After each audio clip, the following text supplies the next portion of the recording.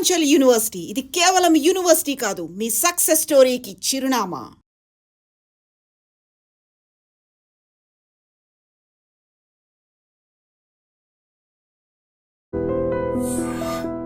Family. Because Dawood is a very woman man, and he had affairs with a lot of women, and yeah.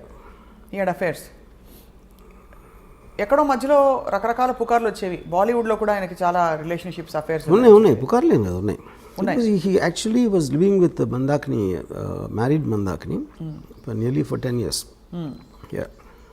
What was the last time we heard of Dawood Ibrahim in అంటే ఆయన జాడలు కానీ? We are hearing it now, right now, yes, because of the Sachin Vajay connection. Yes, yes. So మరి ఈ టైంలో ఇంత సున్నితమైన ఈ విషయం మీద మీరు సినిమా తీస్తే మిమ్మల్ని దేశద్రోహి అని ఎవరన్నా అంటే ముద్ర వేస్తే మీరు ఒప్పుకుంటారా? అదే ఇప్పుడు ఫస్ట్ ఆఫ్ ఆల్ దేశంలో దావూద్ ఇబ్రాహిం ఏం చేశాడు అని ఎవరికి తెలియదు. ఫస్ట్ మనకు ఒక ఫ్యాషన్ అయిపోయింది మాట్లాడితే దావూద్ ఇబ్రాహిం అని చెప్పడం. మీరు చెప్తే నమ్మరు, Dawood Ibrahim most wanted criminal in India for last 30-40 years. Okay, actual ఉన్న కేసులు రెండే. What are the two cases? ఒకటేమో సమద్ ఖాన్ అని ఒక మర్డర్ జరిగింది. సమద్ ఖాన్ని 4-5 కలిసి చంపారు. దాంట్లో దావూద్ ఉన్నాడు అనేది ఒక ఎలిగేషన్ ఉంది, ఒకటి. రెండోది 93 బ్లాస్ట్. ఎస్, 93 బ్లాస్ట్లో accused number 1 Bombay police charge sheet ప్రకారం 13 years ట్రయల్ జరిగిన తర్వాత ఒక విట్నెస్ కానీ ఒక సర్కమ్స్టాన్షియల్ ఎవిడెన్స్ కానీ మటీరియల్ ఎవిడెన్స్ కానీ దొరకలేదు దావూద్ని లింక్ చేయడానికి. కానీ దావూద్ ఇంకా క్రిమినల్. ఎందుకు? అతను సమన్స్ ఆన్సర్ చేయలేదు కాబట్టి. సో ఇప్పుడు అతను వస్తే నేనే చేశాను అన్న ఒక ఎవిడెన్స్ ఉంది, కానీ ఇంకో కౌంటర్ ఎవిడెన్స్ అనేది ఇంపాసిబుల్ సృష్టించడం. సో ఒకవేళ తను వచ్చి లొంగిపోతే ఇమీడియట్ వదిలేసి వస్తుంది. ఓకే, వాళ్ళు ఏదో డీలే చేస్తారు ఇలాంటివన్నీ చేసి, బట్ తను రావాల్సిన అవసరం లేదు. సో బేసిక్గా మనం ఎంతసేపు దావూద్ పెద్ద క్రిమినల్ ఏం చేసిండే ఎవరికి తెలియదు.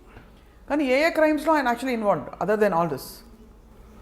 సి నాకు పర్సనల్గా నా రీడింగ్ ఏంటంటే, is a highly intelligent guy and he used crime in the beginning days to become legitimately successful.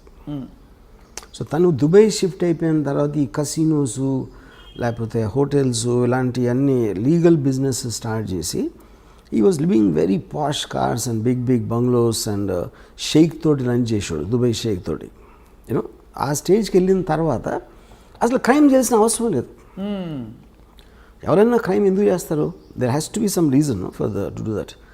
Already తన సక్సెస్ 1986లో వచ్చిన తర్వాత వై వుడ్ బి ఇంటెలిజింగ్? అలా చూస్తే అంటే పవర్కి అంత ఉంటుందా? అంత ఉండదు. కానీ అదే కానీ దాని తర్వాత if is legally making hundreds and thousands of crores, why would you do these cheap things like 50 lakhs? అంటే కిక్ కాదా? Is it not I mean that kind of getting that kind of power ని అవసరానికి వాడుకోవడం కూడా తప్పే. But what is ఇప్పుడు two different things. 93 before people used to take pride boy को जानता हूँ, బాయ్ని డిన్నర్ भी बुलाया. ఈ పెద్ద వాళ్ళందరూ actually they use to flaunt their connections. Because అప్పుడు అండర్ వరల్డ్ ఏంటంటే it was more like a ఒక ఫ్లాంబాయింట్ థింగ్. గొడవైనా ఇంటర్నల్ గ్యాంగ్ వార్ఫేర్ అలా ఉండేది, కానీ జనాలు బయట మీదకి వచ్చారు కదా. ఇప్పుడు 93లో టెర్రరిస్ట్ యాంగిల్ జరిగింది. ఐఎస్ఐ మూలాన 93 బ్లాస్ట్ మూలాన టెర్రర్ యాంగిల్ అనేది అటాచ్ అయింది. That is when the perception change. కానీ ఆ పర్సెప్షన్ ఎందుకు వచ్చింది? Because the police have charge him, which they can't prove till today. Except for that we never heard of him in any case.